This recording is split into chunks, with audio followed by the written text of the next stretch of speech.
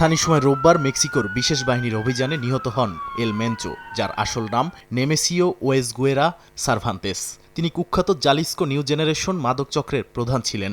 দেশটির প্রতিরক্ষামন্ত্রী রিকার্দো ত্রেভিলা জানান, তার এক প্রেমিকাকে অনুসরণ করে তাপালপায় আস্তানা শনাক্ত করা হয়।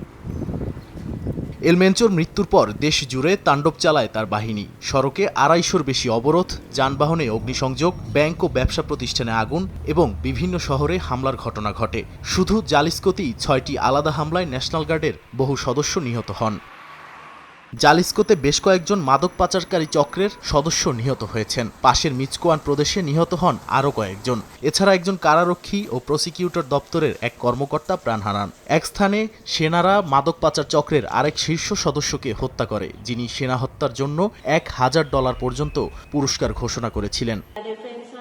মেক্সিকোর প্রেসিডেন্ট ক্লদিয়া শেইনবাউম পরিস্থিতি শান্ত রাখার আহ্বান জানিয়েছেন। তিনি জানান, সোমবারের মধ্যে ২০টি প্রদেশে তৈরি হওয়া সব অবরোধ সরিয়ে নেওয়া হয়েছে। তবে সহিংসতায় আটকে পড়া পর্যটকরা এখনও নিজ নিজ দেশে ফেরার অপেক্ষায় রয়েছেন। নাদিম মারজান, সময় সংবাদ।